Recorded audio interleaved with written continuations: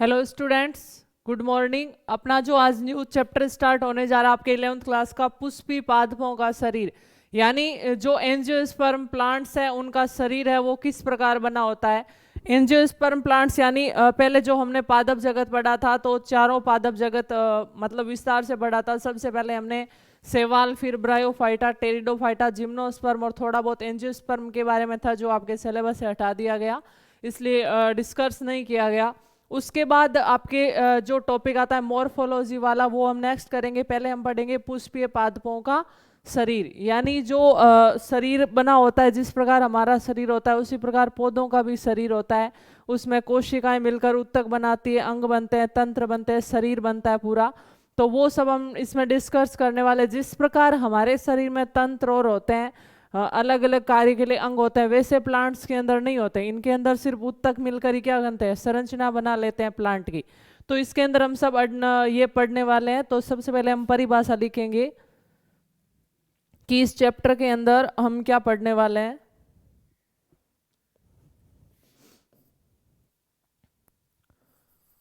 पुष्पीय पादपों के, पुष्पीय पादप किसको बोलेंगे, एंजियोस्पर्म्स।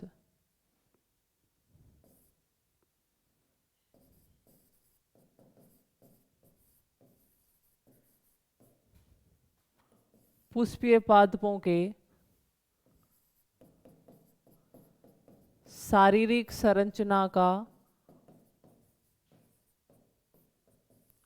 अध्ययन करना।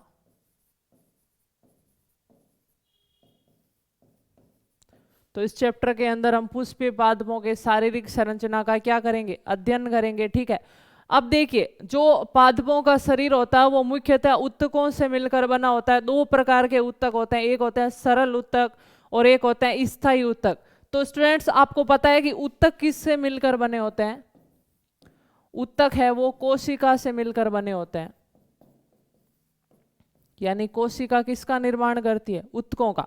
अब कुछ कोशिकाएं ऐसी होती है जिनके अंदर विभाजन की क्षमता होती है, तो ऐसी कोशिकाओं का समूह जो उत्तक बनाएगा उसको हम बोलेंगे सरल उत्तक, सरल उत्तक। और कुछ कोशिकाएं ऐसी होती है जिनमें एक बार विभाजन कर लेने के बाद विभाजन की क्षमता है वो समाप्त हो जाती है। तो ऐसे कोशिकाएं जिनमें विभाजन की क्षमता नहीं होती है, समाप्त हो चुकी है, उन कोशिकाओं के समूह से जो उत्तक बनता है उसको बोलेंगे स्थायी उत्तक। यानी सरल उत्तक हम किसे बोलेंगे, जिनमें कोशिकाओं में विभाजन की क्षमता पाई जाती है, कोशिका में विभाजन की क्षमता उपस्थित। और स्थायी उत्तक उन कोशिकाओं से मिलकर बना होगा जिनकी कोशिकाओं में विभाजन क्षमता नहीं पाई जाती है।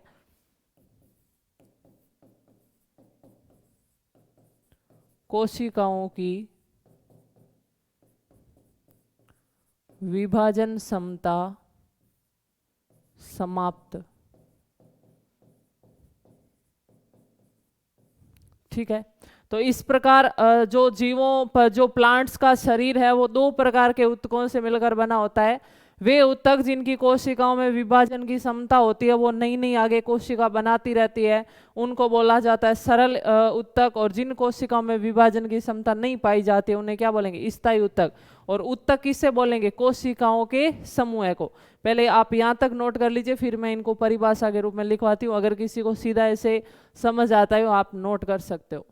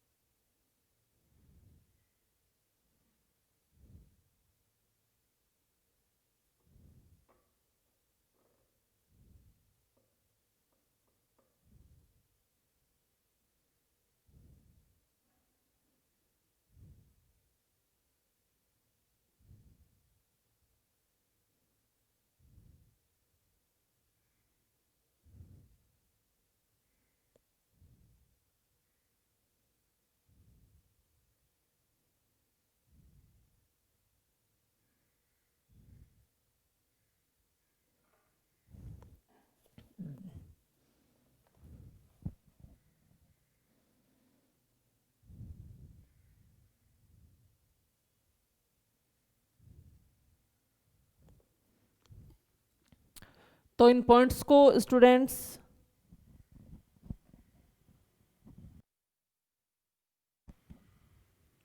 तो ये जो पॉइंट्स हैं इनको अब अभी नोट्स के रूप में लिखते हैं, मैं आपको भाषा के रूप में लिखवाती हूँ।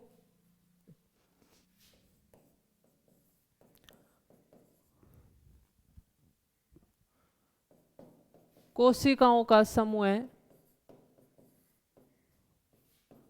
ऊतक कहलाता है।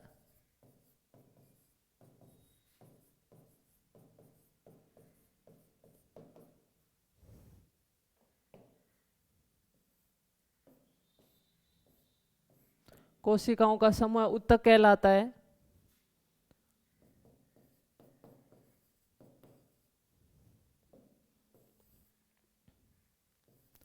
ऊतक दो प्रकार के होते हैं।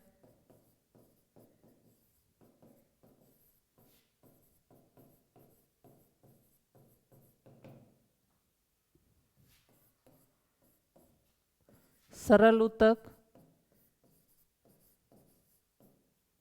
तथा स्थायी ऊतक।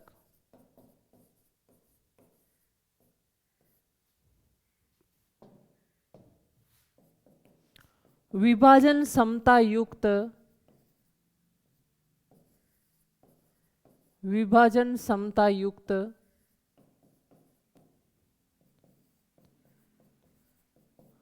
कोशिकाओं का समूह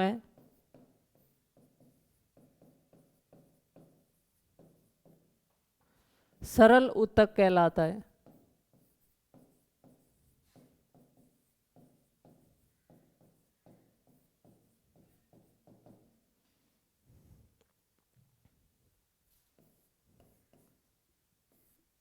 विभाजन समता रहित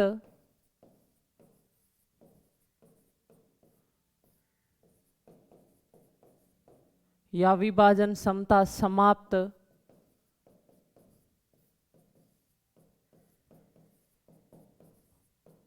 कोशिकाओं का समूह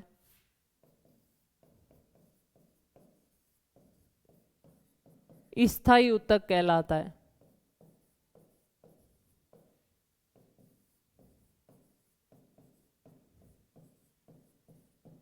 नोट कीजिए दोनों परिभाषाओं को, इसमें ध्यान रखना है विभाजन समता युक्त और इसमें विभाजन समता रहित कोशिकाओं का समूह क्या कहलाएगा?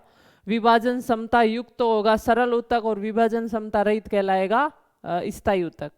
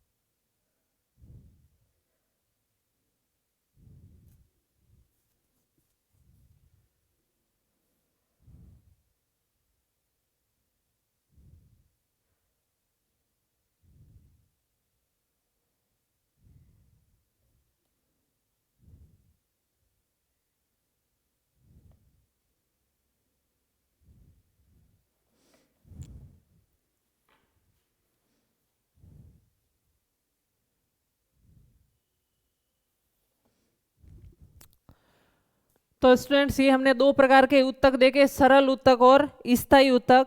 अब देखिए एक नाम आता है मेरिस्टेम उत्तक। मेरिस्टेम उत्तक है वो सरल उत्तक का और स्थायी उत्तक दोनों के प्रकार होते हैं। मुख्यतः मेरिस्टेम उत्तक क्या होता है, सरल उत्तक होता है, यानी विभाजनशील कोशिकाओं का समूह क्या कहलाता है, मेरिस्टेम कहलाता है। मेरिस्टेम उत्तक बोला जाता है उसे। और मेरिस्टेम उत्तक किसे बोलेंगे, सरल उत्तक का ही दूसरा नाम होता है मेरिस्टेम उत्तक। तो नेक्स्ट हम डिस्कस करते हैं मेरिस्टेम उत्तक।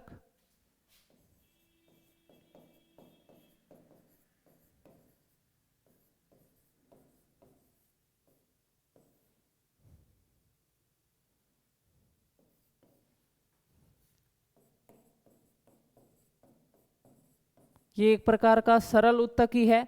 अब देखिए मेरिस्टेम उत्तक बोलेंगे कि कई स्थानों पर जैसे पौधे का तना है तो तने के शीर्ष के ऊपर जैसे देखिए ये पौधे का तना है, यहाँ पर कुछ कोशिकाएं ऐसी होती है जो विभाजन की क्षमता होती है उनके अंदर, और वो क्या करेगी, ऊपर की तरफ कंटिन्यू वृद्धि करती रहेगी, कोशिकाओं का निर्माण करती रहेगी। तो तने के शीर्ष पर ये क्या करेगी, लंबाई करेगी, प्ररोह बोला जाता है इसको, प्ररोह शीर्ष बोला जाता है। और कुछ कोशिकाएं यहाँ भी होगी जो क्या करेगी, ये जड़ में पाई जाती है, मूल में पाई जाती है, और मूल के अंदर क्या करेगी, वृद्धि करेगी। लेकिन देखिए जो ये है तो मेरिस्टेम ही उत्तक, क्योंकि यहाँ पर विभाजनशील कोशिकाओं का समूह है। अब ये कोशिकाएं शीर्ष पर स्थित है, यानी इधर भी तने के शीर्ष पर, इधर मूल के शीर्ष पर, इसलिए इनको क्या बोल दिया, शीर्षस्थ मेरिस्टेम, शीर्षस्थ मेरिस्टेम। अब देखिए ये तना है, तने से क्या निकलेगी, शाखा निकलेगी, और शाखा से क्या निकलेगी, पत्ती। तो इनका आगे वृद्धि कैसे हो रही है, क्योंकि वृद्धि तभी होगी क्योंकि यहाँ पर विभाजनशील कोशिकाएं हैं, मेरिस्टेमी उत्तक है। अब जैसे जैसे ये विभाजनशील कोशिकाएं आगे बढ़ती है तो यहाँ पर कुछ कोशिकाएं पीछे रह जाती है और यहाँ पर छोटी सी पत्ती के समान संरचना बना लेती है। इनको बोला जाता है पार्श्वीय कली, पार्श्वीय कली। आपको पूछा जा सकता है कि पत्ती के निर्माण के समय जो कुछ मेरिस्टेमी कोशिकाएं जो पीछे रह जाती है वो क्या कहलाती है, किसका निर्माण करती है, वो छोटी छोटी पत्ती के आधार में पत्ती के जैसी छोटी छोटी संरचनाएं बनाती है, उनको क्या बोला जाता है, पार्श्वीय कली। और जो तने के शीर्ष पर और मूल के शीर्ष पर जो विभाजनशील कोशिकाएं होगी उनको हम, उनके समूह को क्या बोलेंगे, शीर्षस्थ मेरिस्टेम। मेरिस्टेम तो बोल दिया क्योंकि इनमें विभाजन की क्षमता होती है, और शीर्षस्थ क्यों बोला, क्योंकि ये शीर्ष पर स्थित है, दोनों तरफ टॉप पर स्थित है, इसलिए इनको बोल दिया शीर्षस्थ मेरिस्टेम। अब देखिए यहाँ पर जैसे कोशिकाएं हैं वो क्या करेगी, विभाजन कर रही है यहाँ तक, लेकिन फिर यहाँ पर जाते ये क्या हो गई, स्थायी हो गई। फिर इधर भी स्थायी है, तो इधर स्थायी कोशिकाएं, इधर भी स्थायी कोशिकाएं, इनके बीच में कुछ विभाजनशील कोशिकाएं हैं, तो उनको क्या बोलेंगे, मेरिस्टेम तो बोलेंगे क्योंकि विभाजनशील कोशिकाओं का समूह है। अब ये बीच में स्थित है इसलिए इसको बोल दिया अंतर्वेशी मेरिस्टेम, अंतर्वेशी मेरिस्टेम।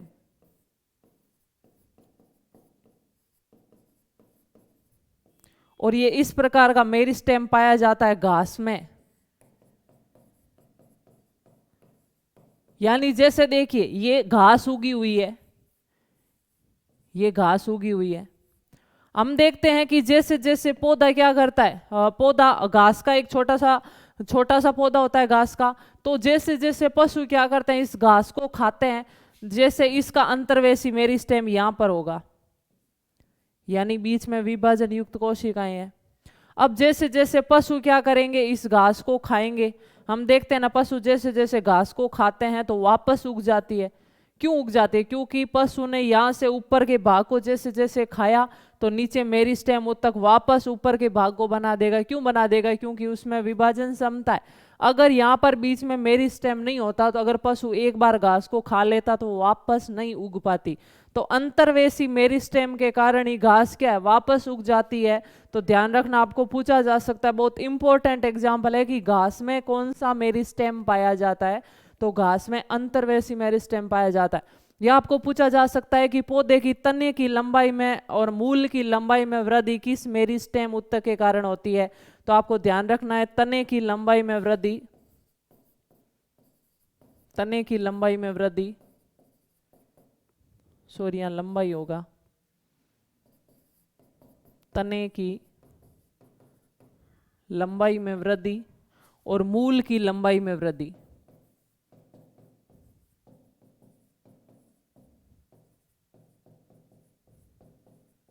यह किस कारण होती है? शीर्षस्थ मेरिस्टेम के कारण होती है।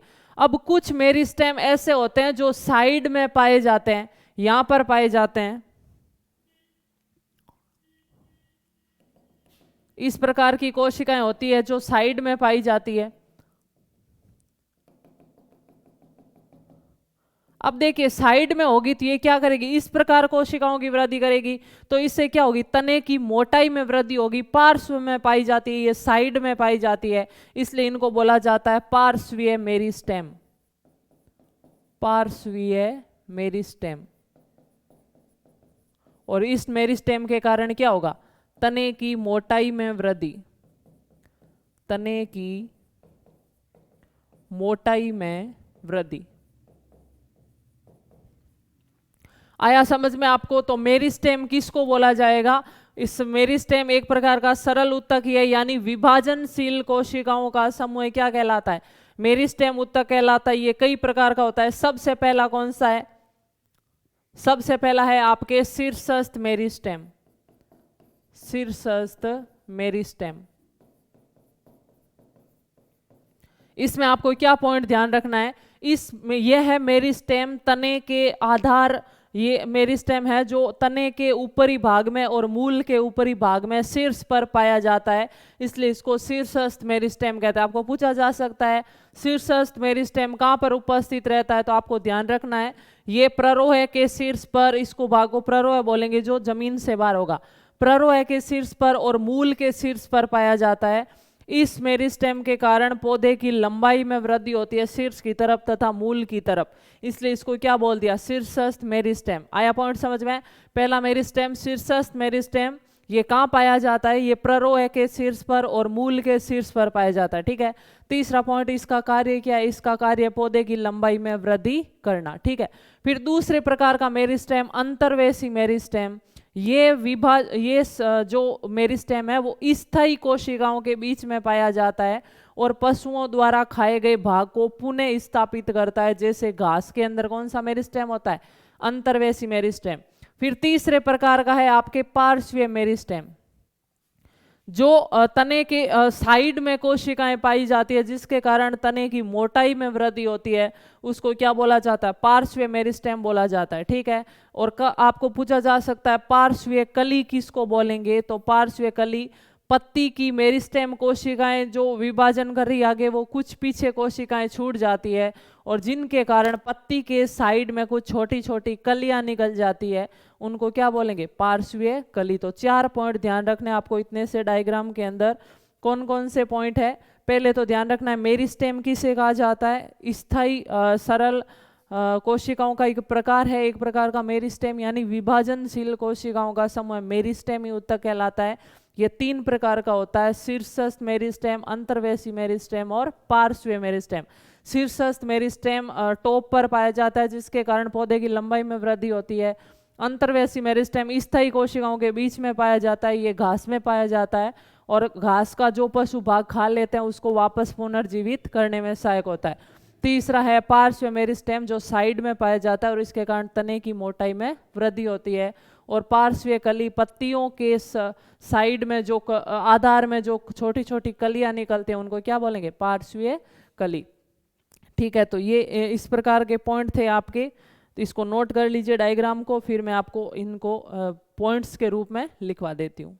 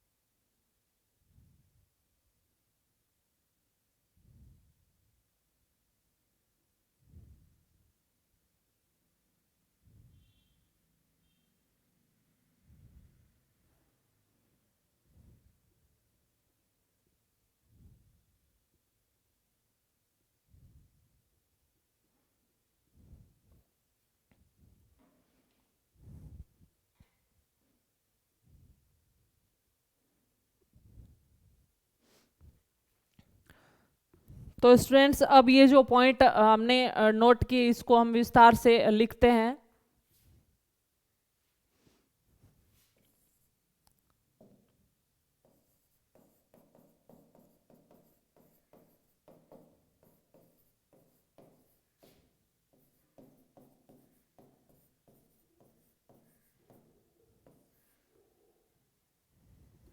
पहला लिखेंगे इसकी परिभाषा, विभाजनशील कोशिकाओं का समूह है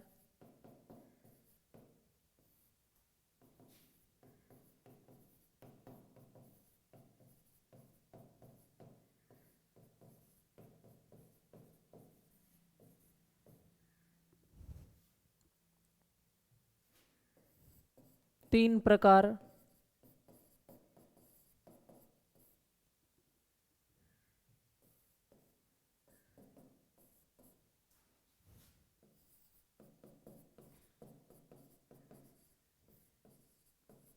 शीर्षस्थ मेरिस्टेम,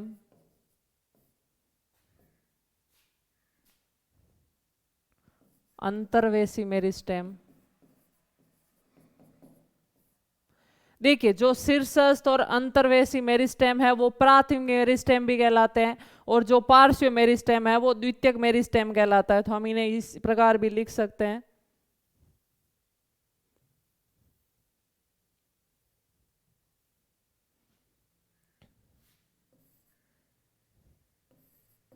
दो प्रकार,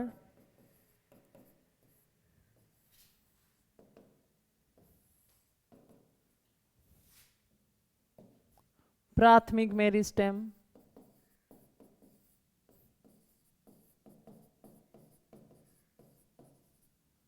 और दूसरा है द्वितीयक मेरिस्टेम।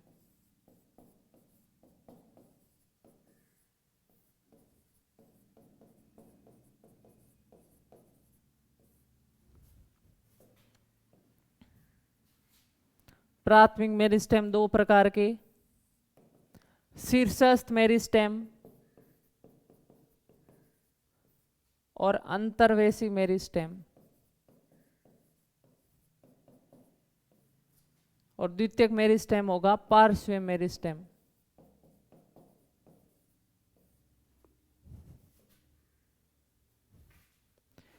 शीर्षस्थ यानी शीर्ष पर रहेंगे, अंतर्वेशी यानी बीच में रहेंगे, और पार्श्व यानी साइड में रहेंगे।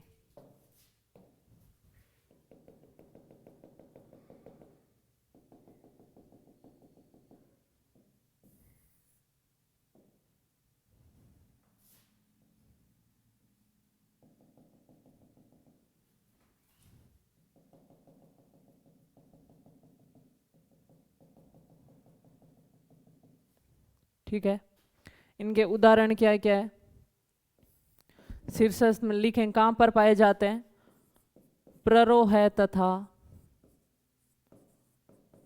मूल के शीर्ष पर उपस्थित।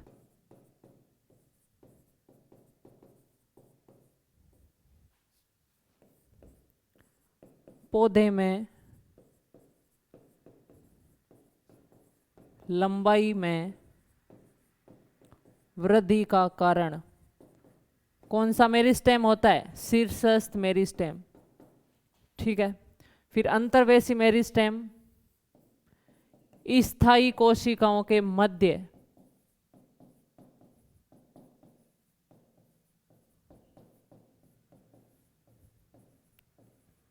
और इसका उदाहरण क्या है, घास में उपस्थित।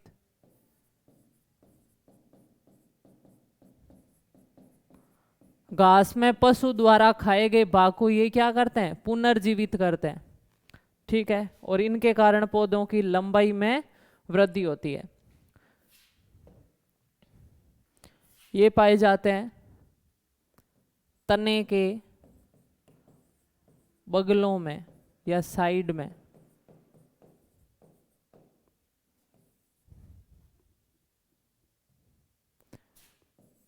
तने की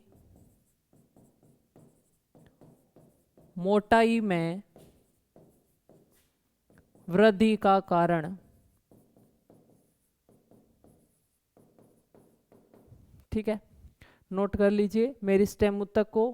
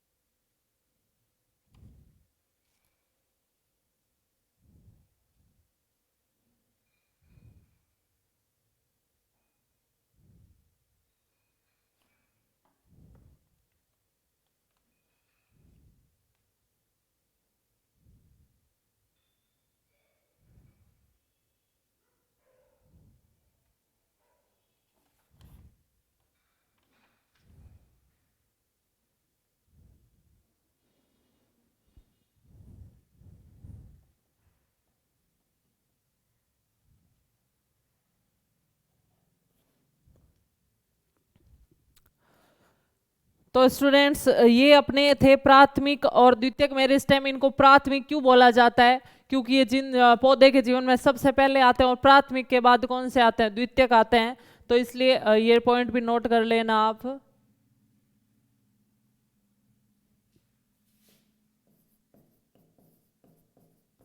सबसे पहले आते हैं इसलिए इनको क्या बोला जाता है? प्राथमिक। और इनको द्वितीय क्यों बोला जाता है? क्योंकि ये प्राथमिक के बाद आते हैं। ये प्राथमिक के बाद आते हैं।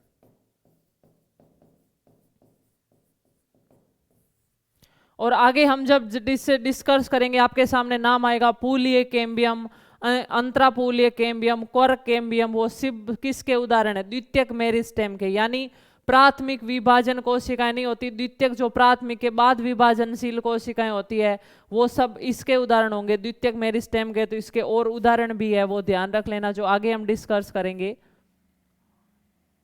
कैम्बियम,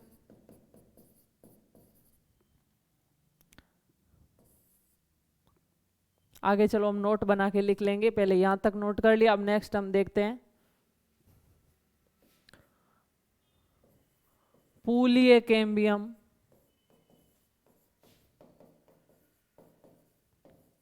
अंतरापूलीय कैम्बियम,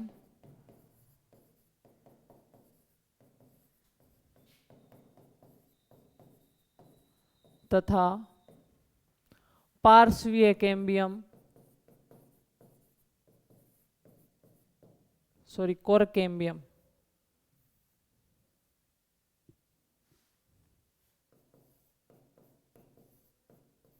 तथा कोर्क कैम्बियम द्वितीयक मेरिस्टेम के उदाहरण है।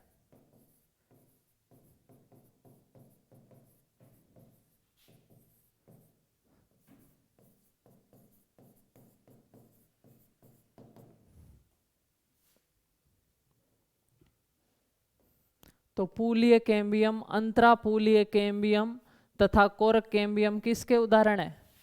द्वितीयक मेरिस्टेम के उदाहरण है। ठीक है, उसके बाद कक्षीय कली की भी परिभाषा लिख देते हैं।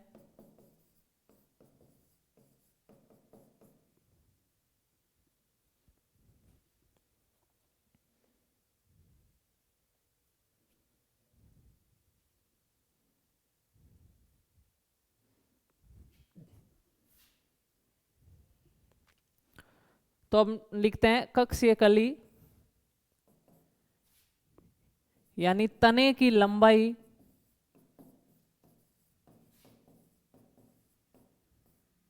तथा पत्ती के निर्माण के समय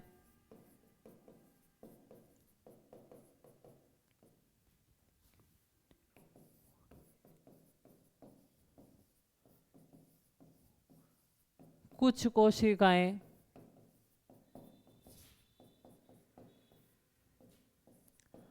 प्ररोह है मेरिस्टेम से पीछे छूट जाती है।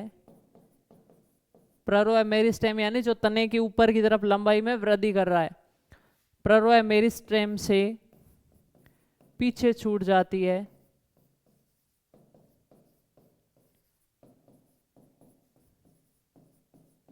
उन्हें कक्षीय कली कहते हैं। उन्हें कक्षीय कली कहते हैं।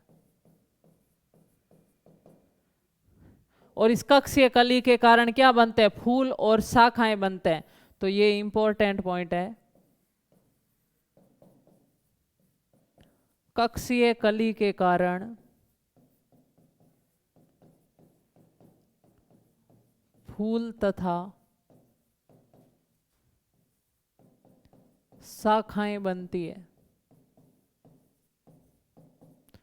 हम देखते हैं जो फूल होते हैं या शाखाएं होते हैं वो पत्ती के आधार से ही निकलते हैं। क्यों निकलते हैं? क्योंकि वहां पर क्या उपस्थित रहती है? कक्षीय कली। नोट कर लीजिए पॉइंट्स को।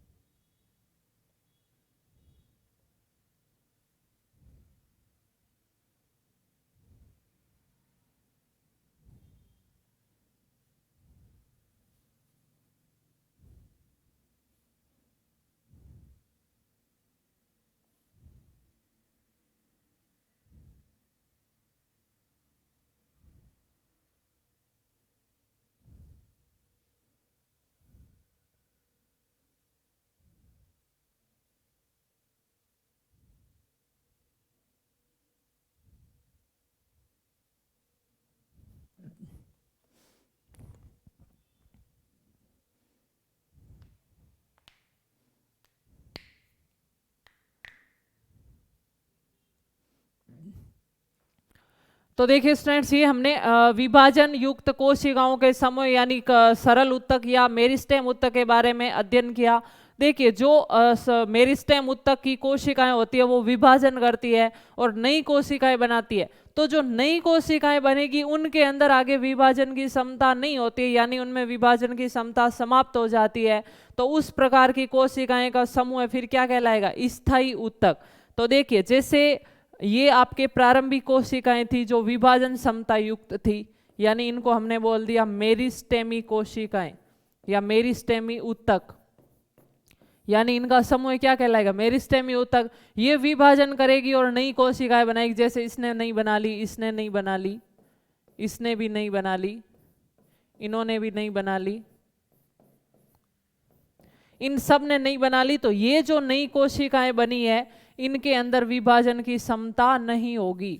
तो इस कोशिकाओं के समूह को हम क्या बोलेंगे? स्थायी उत्तक। विभाजन क्षमता क्या हो जाएगी? समाप्त। विभाजन क्षमता समाप्त। तो ऐसी कोशिकाओं के समूह को हम क्या बोलेंगे? स्थायी उत्तक। और इनके अंदर क्या है? विभाजन क्षमता युक्त कोशिकाएं। विभाजन क्षमता युक्त कोशिकाएं। तो इन कोशिकाओं को हमने विस्तार से पढ़ लिया। 3 प्रकार की कोशिकाओं का समूह होता है, एक तो शीर्षस्थ, एक अंतर्वेशी और एक पार्श्वीय। तो इनको हमने स्टडी कर लिया।